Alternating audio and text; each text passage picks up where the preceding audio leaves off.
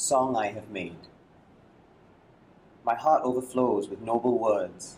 To the King I must speak the song I have made. Psalm 44, Camaldolese, Lauds and Vespers.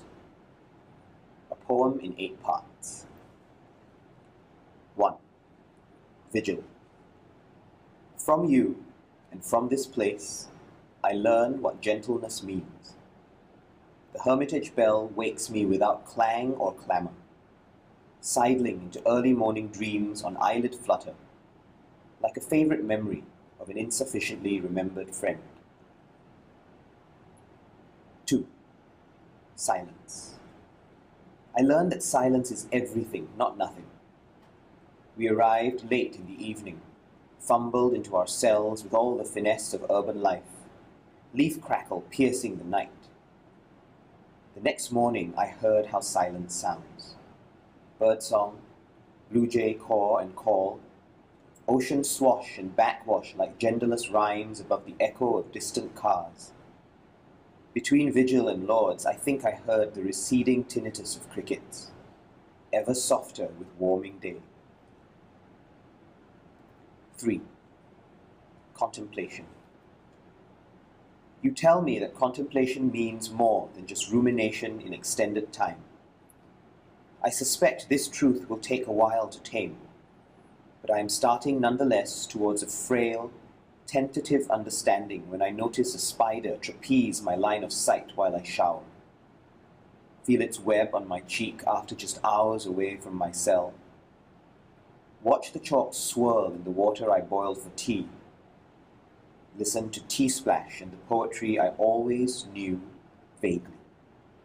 Now, finally, there is time to watch, wait, witness. 4. Meditation. When we meditate together after Vespers, my palms finally unfurl like lotus petals on my knees. During previous visits, for whatever reasons the mind makes up, it seemed wrong to open my hands to even a fraction of this place's love and largeness. I cannot name what now has changed. Perhaps the benefit of knowing that some gifts we simply hold a while. Stewards, not owners of preciousness undiminished, even magnified and multiplied for being shared. 5. Music. I notice the simple ache of your singing. Single notes, uncluttered rhythms, few multiple harmonies or music in the round. These may well have their own beauty. On other days, I've wondered if anything but polypart voices can sing the unsayable. Yet somehow your melodies seem built for Pacific sturdiness and redwood sentinels. Then there is the place you keep for broken voices, notes and moments when our choir falters and somehow someone pulls us back by staying true. Perhaps this was how Elijah felt, learning that God comes not through storm, structure, or perfect symphony, but still, small, insistent songs. 6. Photography. On earlier visits, I found myself drawn to the sky, sea, and mountains, the familiar canvases God chooses for his ever-renewing story. This time, I'm shown the miracles in the minuscule. Bees on daisies, bluebell droop, pines perpendicular to unlikely slopes, solitary dandelions whispering stories to the sun, benches overlooking the edge of the world, lone stalks of grass and grain holding firm against all the wind and weathering we can know.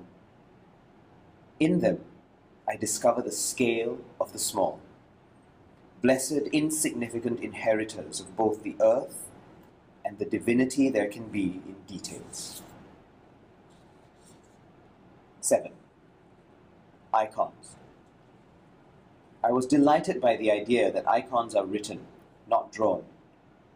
For a poet, this means the blue of Madonna robes, profound as the ocean, and the expressiveness of her eyes are not images, but the psalmist's noble words. Yet thinking again, maybe the labels don't matter. Word images or image words are all treasures of grace anyway. The names will fade, leaving only our experience, their example, and those long gazes into eternity. 8.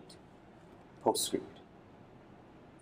There were many songs to speak after my first visit, yet overflowing hearts sometimes compel a slowing of words, move us to savor more, dig deeper, ponder just that much longer to see what is revealed between the words. Spaces pulse with meaning. We start to hear the music in the rests.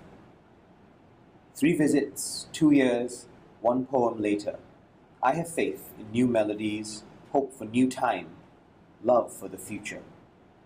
But for today, gratefully, still I must speak. This song, not so much that I have made, but made through me. All right.